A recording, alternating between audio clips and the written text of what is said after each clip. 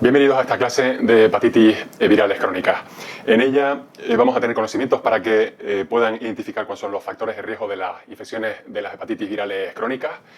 Vamos a poder diagnosticar, evaluar al paciente, conocer cuáles son los distintos tratamientos y el objetivo que tienen,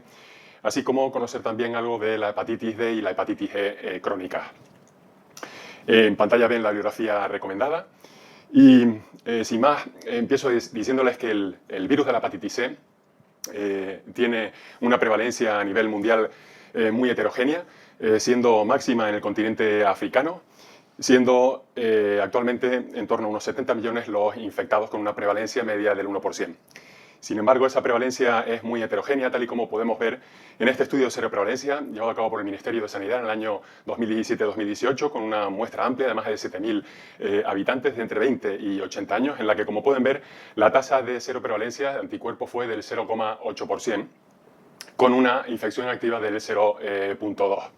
Sin embargo, como ven en la pantalla, la prevalencia fue muy distinta según el rango de edad, máxima entre los 50 y los 50 años y 59 años, siendo además mucho más prevalente para el varón, de manera que entre 40 y 70 años podemos decir que están el mayor número de infectados, el 75% de los infectados actualmente por el virus de la hepatitis C. Y la edad tiene que ver fundamentalmente con cuál fue la vía de transmisión de este virus. Como todos sabemos, el virus de la hepatitis C se transmite a través de la sangre y por ello fue muy frecuente que se transmitiera entre usuarios de drogas por vía parenteral y también esnifada, o que fuera muy prevalente entre aquellos que recibieron transfusiones antes del año 90, o pacientes en hemodiálisis, o incluso que recibieron tatuajes sin medidas de control, entre otras. En esta tabla podrán ver incluso cuáles son los porcentajes para que la miren y memoricen con detalle. En cuanto el virus entra en contacto con el organismo, van a tener lugar una serie de reacciones por parte de nuestro organismo. En primer lugar, lo que va a haber va a ser una elevación de las transaminasas, que no reflejan otra cosa sino inflamación. Esa elevación de las transaminasas va a ir acompañada de la presencia del RNA del virus, de carga viral, que va a ser limitada en el caso de las infecciones agudas, que esto ocurre entre el 15 y el 35% de las veces, pero que se va a mantener en el tiempo en rojo cuando se establece una infección crónica. Además, en paralelo a esto, va a ir un aumento de los anticuerpos frente al virus de la hepatitis C en azul. Y decir que estos anticuerpos no inmunizan, de manera que no van a proteger al sujeto si se cura de forma espontánea o con tratamiento de nuevas infecciones, y que esos anticuerpos pueden estar presentes en los recién nacidos de madres con virus C positivo, pero que aclaran al cabo de 2 años. La historia natural, por tanto, de la infección por el virus de la hepatitis C puede ir hacia una infección aguda que se resuelve, sobre todo cuando es muy sintomática, cuando hay un pico elevado de transaminasas, más de 2000, con una gran ictericia, o ir hacia la infección crónica, que, como digo, actualmente se pensaba que era tan solo el 85% y puede ser incluso algo menor porque hay resolución espontánea en el tiempo. Sin duda, esa infección crónica la mayor parte de las veces puede cursar de forma sintomática o con una serie de manifestaciones extrahepáticas, pero también en el 10-20% de los casos al cabo de 20-30 años puede conducir a una cirrosis que ya deja de ser asintomática con sus descompensaciones de en torno a un 3 a un 6% anuales, o presencia del carcinoma hepatocelular, el hepatocarcinoma, que tiene lugar entre el 1 y 5% de los casos anualmente. En cuanto a las manifestaciones extrahepáticas, son importantes conocer y destacar la cleobulinemia mixta, la glomerulonefritis o incluso la diabetes, entre otras que también conviene tener presentes. Para el diagnóstico de la infección por el virus de la hepatitis C, lo primero que hay que hacer es determinar el anticuerpo frente al virus C mediante la técnica de ELISA. Si es negativa, significa que no hay infección, que no ha estado expuesto al virus, y en determinados grupos de riesgo sería conveniente repetirles las determinaciones, como pueden ser en centros de atención a los drogodependientes. En el caso de que sea positivo, deberemos de determinar si hay infección activa, y esto se conoce a través de la determinación de la carga viral, del RNA del virus, mediante la técnica de PCR. Si no es detectable, de nuevo, significa que no hay infección activa, que la puede haber resuelto y por eso es positivo, y se debe repetir en según determinadas circunstancias. En el caso de que la carga viral esté presente, con puntos de corte habitualmente en las máquinas por PCR de más de 15 unidades internacionales, decimos que el RNA está presente, es detectable, habla a favor de infección activa y deberemos sin demora de evaluar el tratamiento. Actualmente, y para facilitar el diagnóstico, se lleva a cabo en lo que se conoce en un solo paso, one step, o reflex RNA, que consiste que en la misma muestra sanguínea en la que se determina el anticuerpo, si este es positivo, se efectúa la PCR para, como digo, en un solo paso, de forma rápida, conocer si el sujeto tiene infección activa. Se han hecho notables avances, como luego veremos en el tratamiento, pero sin duda también en el diagnóstico. Siempre hemos ido buscando test que sean fiables, como la ELISA y el RNA, pero actualmente buscamos que no solo sean fiables, sino también que sean cómodos, que sean accesibles a la población. Y sin duda es importante que el diagnóstico no solo se haga a través de venopunción en violeta claro, sino que también permitan las técnicas el que se pueda llevar a cabo de forma más sencilla a través de la punción dactilar con una simple lanceta, de manera que el diagnóstico sea mucho más sencillo, como también se puede hacer en saliva, de forma que incluso se pueda obtener un resultado rápido, en 20 minutos, de si el sujeto está infectado, lo cual tiene mucha importancia en determinadas situaciones en las que hay que conocer rápidamente si el paciente tiene el virus para derivarlo y que se inicie tratamiento. Ven una dirección de YouTube que hace referencia a un vídeo que hemos hecho para adiestrar a los centros de drogodependencia de cómo se debe de llevar a cabo el test de gota de sangre seca. Por lo tanto, hoy en día el diagnóstico va un poco enfocado no solo al tradicional diagnóstico centralizado, donde era el paciente el que acudía al centro para hacerse las pruebas, de forma que actualmente vamos más hacia un modelo de diagnóstico descentralizado. Esto es el test el que se traslada donde hace falta, a prisiones, a centros de atención a drogodependiente, de manera que sea mucho más cercano y fácil. Hay una tercera modalidad que actualmente es una de las que más utilizamos, que consiste en que se haga el test donde hace falta, mediante el test de gota seca, y que sea la tarjeta de papel la que viaja al centro, de manera que tenemos lo que se llama un diagnóstico descentralizado pero integrado, lo cual facilita la gestión. También verán una dirección de YouTube y un vídeo que muestra cómo funciona este diagnóstico descentralizado. Por lo tanto, para la evaluación de la infección y de la enfermedad por el virus C, debemos de conocer el anticuerpo, la carga viral y el genotipo. Hay 4 tipos de genotipos, 6 tipos de genotipos. Actualmente en nuestro país son 4, pero actualmente tiene menos importancia, puesto que los tratamientos son pangenotípicos, independientemente del tipo de genotipo. Las transaminasas pueden ser útiles para identificar qué sujetos están en riesgo de poder padecer una infección viral y por lo tanto deben de ser tenidas en cuenta, pero no porque cuantifiquen o guarden relación con el grado de inflamación. Hay pruebas de función hepática que junto con pruebas de imágenes y los scores de fibrosis serológicos nos van a ayudar a identificar el paciente que tiene ya una cirrosis con evolución de la enfermedad de años. Y sin duda, donde ha habido un gran avance ha sido en la sustitución de la biopsia hepática por distintos métodos, como son las elastografías, que nos permiten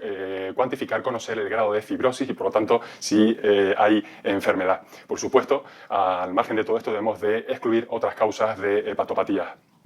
La biopsia hepática, como he dicho anteriormente, es un método que se utilizó mucho en el pasado, puesto que permitía conocer el grado de lesión que tenía el hígado infectado por el virus de la hepatitis C. Era una técnica que comenzaba por infiltrarse de anestesia local entre costillas, para luego llevar a cabo o bien una punción aspiración o posteriormente con una aguja de Meнгini o ya de forma más actual con una pistola semiautomática que permite extraer un cilindro de mayor longitud que permite muy bien identificar mediante el microscopio óptico si hay infiltrados inflamatorios, si hay necrosis erosiva en torno al espacio porta y la presencia de folículos linfoides característicos de la infección por el virus C, de manera que todo esto luego se daba en un sistema de cuantificación, bien de Nodel o el Metavir, que son los más utilizados y que permitían cuantificar qué grado de lesión existía. Como digo, hoy en día esta técnica invasiva, como pueden ver, ha dado lugar a la elastografía hepática. La elastografía hepática ha sido una revolución en cuanto a la cuantificación de la fibrosis, puesto que con un simple transductor y de forma no invasiva, que se apoya sobre el costado también del paciente, permite identificar o extrapolar cuál es el grado de fibrosis, de lesión que tiene el paciente. Es una técnica, como digo, barata, sencilla, reproducible, que se pueden repetir el número de veces que se quiera y sobre distintos planos del hígado y que nos va a dar una cuantificación del grado de fibrosis en la unidad de kilopascales, de manera que por encima de 7,5 kilopascales hablamos de fibrosis significativa, por encima de 9,5 de fibrosis avanzada y ya cuando es superior a 14,5 kilopascales, aunque esto cambia en función del tipo de enfermedad, hablamos ya de enfermos cirróticos. Además, son medidas características que nos permiten también tener un pronóstico, ya que por encima de 20 y de menos de 150.000 plaquetas, por ejemplo, se utiliza para discriminar a aquellos que no van a necesitar una endoscopia de cribado, o cuando es por encima de 40, por cuanto el riesgo de descompensación que tenga el paciente va a ser mayor. Los objetivos del tratamiento de la infección por virus C van a ser, por una parte, lo que se conoce como el término de respuesta viral sostenida, que es sinónimo de curación, es decir, eliminar la carga viral, y con eso vamos a lograr una serie de objetivos claros. Por una parte, prevenir la transmisión del virus, vamos a evitar la estigmatización que supone el tener el virus, y en determinados estatus sociales es algo muy importante, y vamos a eliminar también el foco primario, puesto que el virus, como todos saben, tiene una transmisión de persona a persona. Hay que reducir las manifestaciones extrahepáticas en los infectados y mejorar la calidad de vida. Y luego una respuesta histológica que en muchos de los casos va a consistir en no solo frenar, sino también regresar la fibrosis y, por supuesto, evitar las complicaciones, entre las cuales están el disminuir la mortalidad, el trasplante, la incidencia de hepatocarcinoma y el fallo hepático agudo. El tratamiento de la infección por el virus C ha cambiado de forma notable en las últimas 3 décadas. Fíjense cómo en el año 90 disponíamos únicamente del interferón, que era puesto en práctica con una muy baja eficacia y una tolerancia también muy mala. Con el tiempo hemos ido aprendiendo a añadir fármacos como la ribavirina, que empeoraban la tolerancia, pero que ganábamos algo más de eficacia, hasta los últimos 5 años, en los que ha sido una auténtica revolución gracias a aprender cómo funcionaba la proteasa, ese enzima replicativo del virus, de manera que fue un objetivo para las farmacéuticas, de manera que se desarrollaron fármacos como el sofosbuvir y todos los que vinieron a continuación, de manera que actualmente se consiguen tasas de curación superiores al 95%, son prácticamente anecdóticos los que no se curan, y además con una excelente tolerabilidad, y no solo eso, sino que además en unos tiempos récords de incluso curaciones con el tratamiento de hasta tan solo 8 semanas. En esta tabla podrán tener el nombre de cada uno de los fármacos que actualmente se utilizan. Sin duda, el tratamiento va a suponer que los enfermos no permitan la transmisión del virus, y sin duda es la mejor forma de evitar la transmisión y las reinfecciones. Pero cuando, y digo en el caso anecdótico que no se puedan tratar, hay que tener presente que hay que dar recomendaciones sobre no compartir útiles de aseo. En adictos, por supuesto, no compartir todos aquellos utillaje que se utiliza para el consumo de drogas. Evidentemente no podrán donar sangre, ni órganos, ni semen, aunque actualmente los pacientes que se tratan del virus de la hepatitis C sí que pueden donar sus órganos, porque se considera tremendamente seguro el que ya se han curado. Hay que cubrir heridas sangrantes, es decir, una serie de recomendaciones, entre las cuales no se encuentran recomendaciones específicas sobre relaciones sexuales, salvo que se tengan lugar como prácticas de riesgo. Y para evitar la progresión de la enfermedad, en aquellos en los que bien se han podido curar y queremos acelerarla, o en los que no se pueden tratar, sin duda la abstinencia de bebidas alcohólicas, de tóxicos, y también siempre vacunar frente al virus de la hepatitis B y frente al virus de la hepatitis A. Actualmente, yo les diría que los principales retos en la infección por el virus de hepatitis C son mejorar estrategias de diagnóstico y de derivar a los pacientes, y no es por otro motivo, sino que si se fijan en la gráfica, prácticamente todos aquellos de los pacientes en verde que inician tratamiento se curan. No hay salto, lo cual significa que hay prácticamente un 100% de curación de los que finalizan el tratamiento, mientras que en la gráfica de la izquierda, fíjense que de todos los que tienen hepatitis C tan solo se conoce el diagnóstico en torno a un 50-60%, y que hay un salto también mucho mayor cuando no solo se lleva a cabo el diagnóstico, sino que se intenta que ese enfermo acuda a las consultas para recibir el tratamiento, y es donde en estos cuadros en rojo debemos hacer un mayor esfuerzo. En cuanto al virus de la hepatitis B, es decir que es un virus hepatotropo también, DNA, que tiene una mayor prevalencia a nivel mundial, 250 millones de infectados. En Europa la prevalencia es inferior a la que hay en el continente africano, en el continente asiático. En la infección por el virus de la hepatitis B debemos de conocer muy bien la historia natural, y para ello es clave esta gráfica que les muestro en pantalla. En ella vamos a diferenciar bien entre lo que es la infección crónica de lo que es la hepatitis crónica por el virus de la hepatitis B, y distinguiremos los pacientes que presentan el antígeno E en superficie, que significa que hay un alto índice de replicación viral, frente a aquellos que en el tiempo van a negativizar, van a seroconvertir el antígeno E y pasarán a tener anticuerpo E. Me gustaría que se fijaran en estas 3 líneas para ir describiendo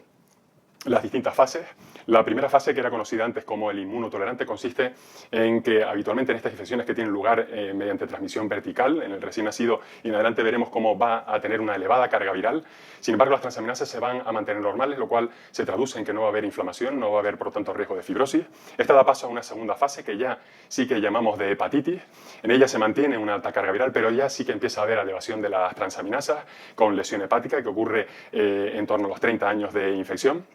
Luego, esta o bien da lugar a la fase 3, en la que de nuevo va a haber un descenso de la carga viral de forma espontánea o con tratamiento, sin alteración de las transaminasas y sin lesión hepática, para luego finalmente tener lugar en una cuarta fase en la que vuelva a elevarse la carga viral, de nuevo con transaminasas elevadas y con lesión hepática. De manera que podemos identificar aquellas dos fases de hepatitis crónica en la que hay lesión y que permitirán poner un tratamiento para frenar esta evolución. La quinta fase es aquella en la que se negativiza la carga viral, las transaminasas se normalizan, no hay lesión hepática, quizás algo residual de las fases anteriores, y únicamente destacar que hay sujetos, pacientes que van a tener cargas virales entre 2.000 y 20.000 unidades internacionales, pero sin que hayan signos de hepatitis crónica, sin elevación de las transaminasas y sin lesión hepática, y que son conocidos como en zona gris, sin que actualmente se sepa muy bien si precisan o no tratamiento. De manera muy gráfica, esto es lo que ocurre en las distintas fases. He querido subrayar en rojo aquellas que son en las que hay hepatitis, hay lesión hepática y por lo tanto las que hay que tratar seguro. También les diré que en la fase 4 hay que tratar, independientemente de la carga viral, si el paciente se encuentra en una fase de cirrosis, como también en aquellos que tienen más de 20.000 unidades internacionales de carga viral, transaminasas elevadas incluso sin lesión hepática. Y por último, se podría tratar también aquellos en fase 1, recuerden la que se llamaba en fase inmunotolerante, nuestro sistema inmunológico no reacciona agrediendo al virus y dado que el virus se encuentra en los hepatocitos no se provoca destrucción de ellos, pero cuando se tiene más de 30 años se intenta evitar que pase a la fase autodestructiva de la hepatitis y por lo tanto también estaría indicado el tratamiento. De manera muy esquemática, cuando uno sospecha que un paciente tiene infección por el virus de la hepatitis B, bien por alteración de las transaminasas o porque tiene y pertenece a grupos de riesgo, recordar que la vía de transmisión es prácticamente idéntica al virus C, solo que además aquí se añade la transmisión, la vía sexual, en su forma heterosexual. Cuando se sospecha, como digo, el virus de la hepatitis B, se solicita el antígeno de superficie y este es positivo, hablamos de que hay una infección crónica, no hay signos, por lo tanto, de lesión crónica, pero debemos de monitorizarla con determinaciones semestrales anuales del antígeno de superficie, el antígeno E, para conocer en qué fase se encuentra el paciente, así como la carga viral, niveles de transaminasa y evaluar el grado de fibrosis hoy en día con el FibroScan. Hay que tener en cuenta que aunque no haya una enfermedad hepática como tal, sí que el paciente puede estar en riesgo de hepatocarcinoma, sobre todo en pacientes de transmisión vertical de regiones africanas o que tengan antecedentes familiares de cáncer de hígado. En ellos es posible que incluso sin lesión hepática, sin cirrosis, se dé lugar el hepatocarcinoma. Hay que tener presente también que se pueden reactivar en estos sujetos o que puede haber transmisión y manifestaciones extrahepáticas,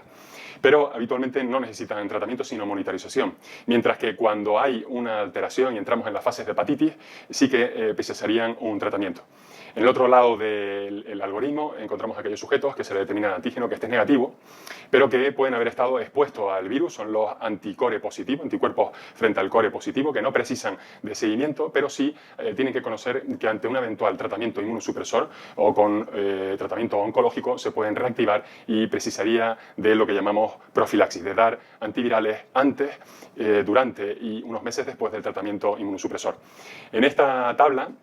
pueden ver de forma resumida las características de los principales tratamientos que utilizamos para el virus de la hepatitis B y cada uno va a tener una indicación según el tipo de paciente. Debemos de saber que el interferón alfa tiene una inyección subcutánea que es mal tolerado, que el tiempo de administración es de 1 año, que tiene muchas contraindicaciones frente a otros, los antivirales antinucleótidos como el entecavir, el tenofovir, que son orales, que tienen muy buena tolerancia, no tienen prácticamente contraindicaciones, pero que van a tener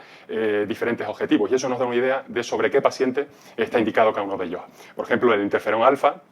es muy útil para perder el antígeno E y por lo tanto se va a poner en práctica en aquellos que tengan hepatitis crónica con el antígeno E positivo. Se debe de llevar a cabo una monitorización cuando se suspende al cabo de un año, porque es un tratamiento, como decíamos antes, finito, se debe evaluar respuesta y controlar durante el mismo que no aparezca pancitopenia y alteraciones inmunológicas mediante la TSH. En cuanto a los antivirales orales, se dan fundamentalmente para neutralizar la carga viral y mientras se estén dando la carga viral va a ser cero, va a ser indetectable y por lo tanto está pensado para los pacientes que son anticuerpos positivos y que lo único que queremos es negativizar la carga viral y no seroconvertir el antígeno E, con algunas peculiaridades como son que hay que vigilar la función renal. Como digo, la selección de este tipo de antiviral oral, del entecavir o del tenofovir, va a venir dado fundamentalmente de las resistencias a las que se tengan estos fármacos. Fíjense en los que hemos utilizado en las décadas anteriores, la mibudina, adenofovir, telbibudina, tienen unas resistencias que se correlacionan con el tiempo de exposición del fármaco, mientras que el entecavir, en el margen derecho de la gráfica, y el tenofovir tienen unas resistencias muy bajas. Quizás el entecavir deba ser utilizado en pacientes de más de 60 años, cuando haya existencia de enfermedad ósea o enfermedad renal. Del virus de la hepatitis B también debemos de conocer cómo se identifica la fase en la que está mediante una serie de marcadores serológicos. Fíjense, cuando el sujeto se encuentra en una fase de infección aguda, no solo va a haber una elevación de transaminasas muy marcada y presencia de carga viral, sino también va a haber un anticuerpo anticore IgM positivo y la inexistencia del anticuerpo de superficie, ya que hay que esperar a que el sujeto pierda el antígeno de superficie para que aparezca el anticuerpo de superficie que le protegerá de futuras infecciones. Cuando hay una infección crónica vemos como las transaminasas ya no son tan elevadas, sigue existiendo carga viral que va a fluctuar, ya no va a ser tan alta, pero va a haber ya una lesión hepática y se pierde la IgM para que aparezca en todo caso la IgG del anticore.